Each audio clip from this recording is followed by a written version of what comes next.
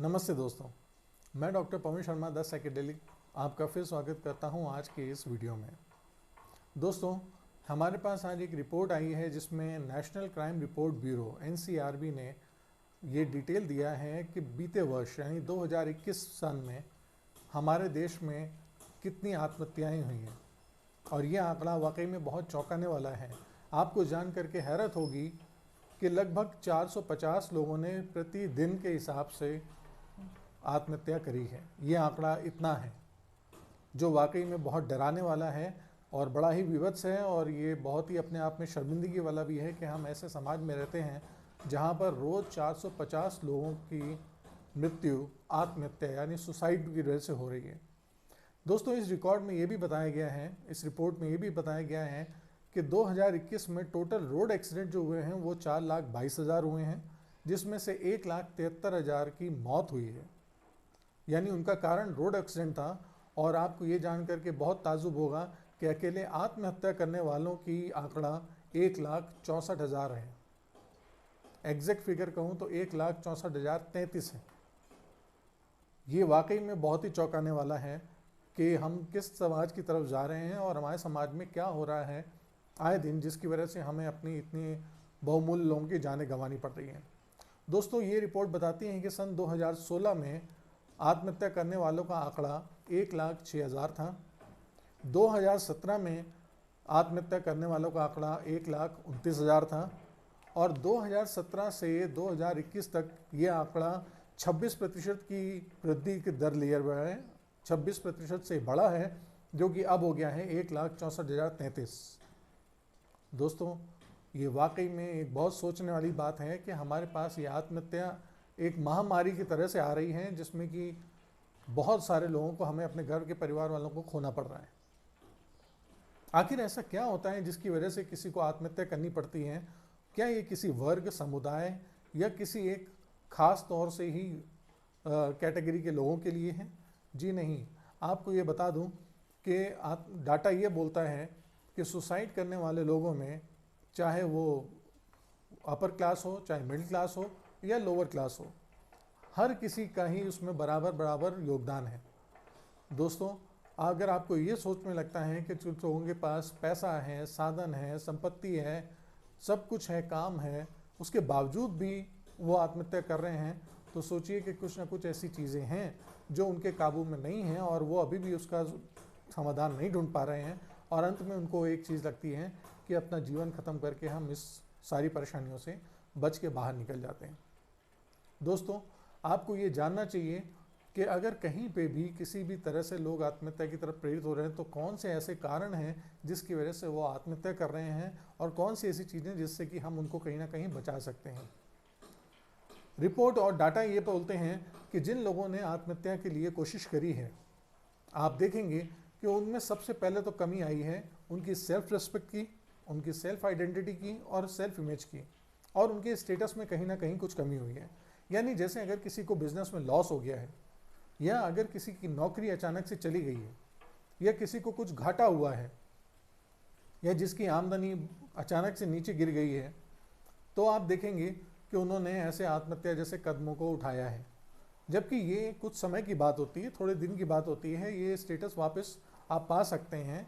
और हो सकता है कि जो अभी स्टेटस हुआ है आपको लगता है कि वो कम है, लेकिन वो आपके घर गुजारे के लिए और भरण पोषण के लिए काफ़ी है, लेकिन आपको ऐसा नहीं सोचना चाहिए कि वहाँ पर आपके जीवन खराब हो जाएगा।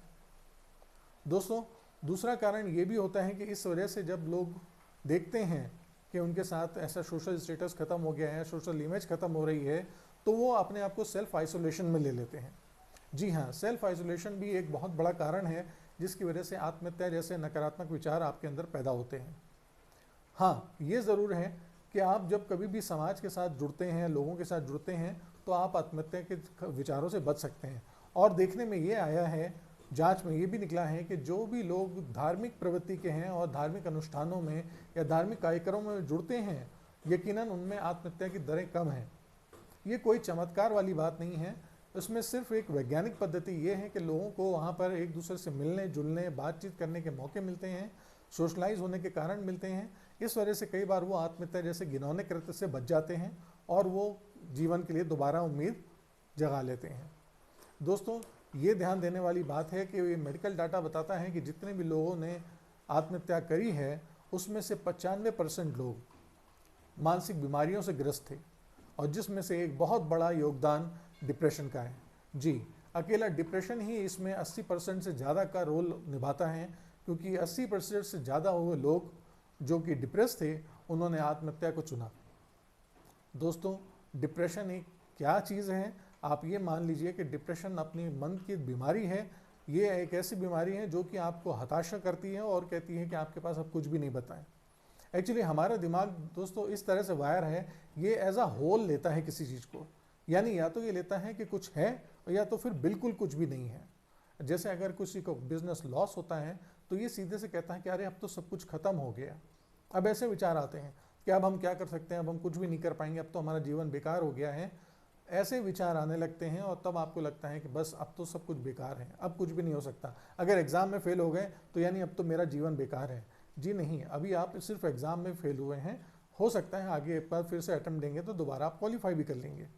लेकिन हमारा ब्रेन इस तरह से वायर होता है कि ये हर चीज़ को एज अ होल लेता है, या तो ये सकारात्मक होता है पूरी तरह से या तो पूरी तरह से नकारात्मक होता है। और डिप्रेशन को आप एक तरह से काला पर्दा मान लीजिए कि ये काला पर्दा जब आपके ऊपर आता है, आपकी आंखों में आता है, तो सिर्फ और सिर्फ ये नेगेटिविटी ही इधर रहता है। आपको हर वक्त सिर्फ एक नकारात्मक ख्याल ही आएंगे और कोई भी चीज़ अच्छी नहीं लगेगी। सिर्फ ये लगेगा कि हाँ सब कुछ बुरा है, सब खराब है, और जो भी आसपास घटित हो रहा है ये सारा ही खराब है, गलत हो रहा है, ये मेरे फ़ायदे के लिए नहीं है, मेरे नुकसान के लिए है, और इससे मेरा बार बार नुकसान हो रहा है, मुझे शर्मिंदगी हो रही है। और ऐसे में यही लोग हैं कि क्या करना चाहिए, सिर्फ एक चीज़ है कि इससे छुटकारा पाने के लिए अपने जीवन को हम ख़त्म कर देते हैं। दोस्तों, ये ध्यान देना चाहिए कि जब भी कोई घटनाएं होती हैं आपके जीवन में, वो और सुसाइड यानी आत्महत्या, उसके बीच में एक बहुत बड़ा गैप होता है। सिर्फ वो घटना का कारण ही नहीं होता है जिसकी वजह से कोई आत्महत्या कर लेता है, क्योंकि वो घटना जब घटती है उसके बाद जो आत्महत्या होती है तब उसके बीच का जो एक गैप है, खाली गैप, वो भरता है डिप्रेशन। कैसे कि वो घटना आपके पास जब होती है तब आपको लगता है कि मेरे साथ कुछ बुरा घट गया। जी हाँ, लेकिन आप इससे बाहर निकल सकते हैं, आप उस घटनाओं से उबर सकते हैं। लेकिन उसके बावजूद भी आप देखेंगे कि जब वो मरने वाली बात होती है, जब वो आत्महत्या की नौबत तक पहुंचता है, तो यानी उस समय तक का जो भी हिस्सा होगा, चाहे वो तुरंत हो चाहे वो ज़्यादा हो, क्योंकि ये डिपेंड करता है हर एक की अपनी अपनी एक कैपेसिटी पे, कौन कितनी देर तक इस घटनाओं को बर्दाश्त कर पाता है। उस वजह से जितना भी वो समय लेगा वो समय ज़्यादातर डिप्रेस रहेगा। डिप्रेस होने के साथ साथ वो देखेंगे कि उसके पास अपने नकारात्मक विचार आएंगे, अपने सेल्फ हार्म के आएंगे। वो हमेशा ये कहेगा कि हर चीज़ मेरे में इंटरेस्ट नहीं है, मुझे ये काम नहीं करना, मुझे दूसरा काम नहीं करना, मुझे लिए जो भी काम हो रहा है वो फ़ायदे का नहीं है, नुकसानदायक है। और ये चीज़ें अंत में उसको आत्महत्या जैसी तीज़ की तरफ ले जाते हैं। एक्चुअली जब डिप्रेशन होता है तो डिप्रेशन आपको ले जाता है होपलेसनेस की तरफ से। साइकोलॉजी टर्म में होपलेसनेस यानी कहा जाता है कि अब कोई भी ज़रा सी भी उम्मीद नहीं है। जो भी लोग आत्महत्या करते हैं उनके लिए ये होपलेसनेस ही टर्म ऐसा है जो कि आत्महत्या से सीधा सीधा मिलवाता है। दोस्तों, अगर आपके आसपास कोई ऐसा व्यक्ति है जो कहता है कि मेरे जीवन में अब कुछ भी नहीं बचा है, अब मैं आगे अंधकार दिख रहा है, कुछ भी काम नहीं समझ में आ रहा है, यकीनन आप देख रहे होंगे कि वो होपलेस हो रहा है। अगर आप उसे किसी भी तरह से मदद कर करके उसकी एक उम्मीद जगा सकें, उसको होप दे पाएँ कि हाँ आगे कुछ होने वाला है, आगे हो सकता है, पॉसिबिलिटीज़ हैं, तो आप देखेंगे कि वो आत्महत्या से ज़्यादा जीवन की तरफ रुझान लेगा। तो ये होपलेसनेस टर्म जो आता है ये ही अपने आप में ख़तरनाक है, और यहीं पे थेरेपी काम करती है। यहीं पे कोई ना कोई साइकोलॉजिस्ट आपको मदद कर सकता है जो कि उस होपलेसनेस जोन से बाहर निकाल करके एक होप की तरफ ले जाएगा, ना उम्मीदी से उम्मीद की तरफ ले जाएगा। तो ऐसा लगेगा कि हाँ अब जीवन वापस आ रहा है। इसके साथ आप देखेंगे कि जितने भी डिप्रेशन के पेशेंट होते हैं उनके पास हर वक्त नेगेटिविटी ही भरी होती है, और वो हमेशा आत्महत्या की बातें कर रहे होंगे। तो जब नेगेटिविटी होती है तो वो पॉजिटिव नहीं सोच पाते हैं। कोशिश करिए कि आप लोगों के साथ पॉजिटिव बात करना शुरू करें। जब जितना ज़्यादा आप पॉजिटिव बात करेंगे आप देखेंगे उनके अंदर फिर से आंखों में चमक आएगी और कुछ ना कुछ वो जीवन की तरफ रुझान ले रहे होंगे। दोस्तों, कुछ मिथ भी जुड़े हुए हैं जिसकी वजह से लोग कई बार आत्महत्या के सिम्टम्स देख करके भी उसको सीरियस नहीं ले पाते। जैसे इसमें जुड़ने में एक मिथ है, लोग कहते हैं कि जो लोग मरने की बात करते हैं वो मरते नहीं हैं। जी नहीं, ऐसा नहीं है।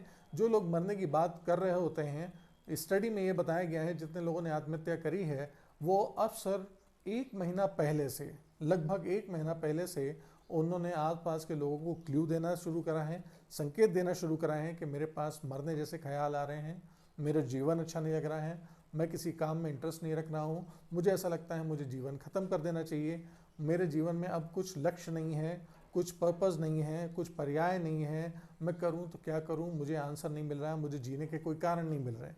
इस तरह के वो कई ऐसे बातें बोल रहा होगा जब आपको ये संकेत मिल जाना चाहिए कि इसके अंदर हो सकता है शायद आत्महत्या जैसे कुछ विचार आ रहे हैं, ये अपने आप को नुकसान पहुंचा सकता है। तो जब भी आपको इस तरह का कोई संकेत मिले, आपको तुरंत अलर्ट हो जाना चाहिए और उससे पूछना चाहिए कि क्या बात है, तुम्हारे अंदर ऐसी क्या बात चल रही है जो तुम्हें परेशान कर रही है, मुझसे बात करो, मैं भी उसमें मदद करना चाहता हूँ। दोस्तों, ज़्यादातर कम्युनिकेशन ना होने की वजह से हम लोग ऐसी गलती कर रहे होते हैं, क्योंकि जिनके पास आत्महत्या के विचार आ रहे होते हैं हम उनको वहीं का वहीं छोड़ देते हैं और उनसे बात नहीं करते हैं। और जब बात नहीं कर रहे होते हैं तो ये हमारे लिए और ज़्यादा नुकसानदायक होता है, क्योंकि वो व्यक्ति जिसको आत्महत्या के विचार आ रहे होते हैं वो उस तरफ और ज़्यादा प्रेरित हो रहा होता है और अंदर अंदर अंदर नेगेटिविटी बात करते करते वो अपने उस सेल्फ हार्म के थॉट को कुछ ज़्यादा बढ़ा रहा होता है। दोस्तों, दूसरा आपको ये बहुत संकेत देखना पड़ेगा, मिथ, ये आपका एक और है जिसकी वजह से आप समझ सकते हैं कि मर्दों में आत्महत्या के केसेस बहुत ज़्यादा होते हैं, मर्दों में सुसाइडल टेंडेंसीज के रेट्स बहुत ज़्यादा हैं। ये भी एक तरह से मिथ है हमारे पास कि जिसकी वजह से कहा जाता है कि मर्द हो, तो मर्द को दर्द नहीं होता, मर्द सारी चीज़ बर्दाश्त कर लेता है, मर्द को स्ट्रांग रहना चाहिए, मर्द को ये सारी चीज़ संभालनी चाहिए। एक्चुअली ये चीज़ें ही हमें कहीं ना कहीं अपने लिए मदद मांगने से रोकती हैं। दोस्तों, आप मेल हैं या फीमेल हैं, आप मर्द हैं या पुरुष हैं, इस बात से मायना नहीं रखता है। अगर आपको सोच कहीं परेशान कर रही है, अगर आपके दिमाग में कोई ऐसी दिक्कतें आ रही हैं जिसका समाधान नहीं मिल रहा है, तो कृपया मदद के लिए आगे बढ़ें, लोगों से मदद मांगें, प्रोफेशनल से मदद मांगें और किसी ऐसे सीनियर से मदद मांगें जो आपको आगे बढ़ने के लिए सपोर्ट करे और आपको उन सेल्फ हार्मिंग थॉट से वापस लेकर आए। दोस्तों, सुसाइड को रोका जा सकता है, उसको रोकने के लिए हमें सही समय पर कदम बढ़ाना पड़ेगा, सही समय पर हमें उसको सुझाव देने पड़ेंगे, सही समय पर हमें उस तनावग्रस्त आदमी या डिप्रेशन वाले लोगों से बात करके उनको उस मौके से बाहर निकालना पड़ेगा। इस तरह से हम एक बार अपनी दुनिया में लोगों को बचा सकते हैं, उनकी बहुमूल्य जीवन खराब होने से रोक सकते हैं।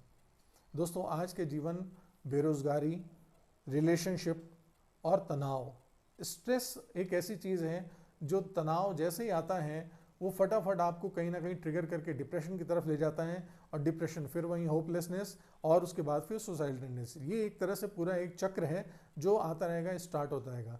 और आपको ये भी मान लेना चाहिए कि बाहर स्ट्रेसेस कम हैं, ऐसा नहीं है, आपके पास हर जगह स्ट्रेसेस हैं, चाहे आप पढ़ाई में हो, चाहे आप नौकरी में हो, चाहे आप आम जीवन में हो, कहीं पे भी हो आपके पास स्ट्रेस की भरमार पड़ी होगी, लेकिन आपको उससे जूझना और निकलना आना चाहिए।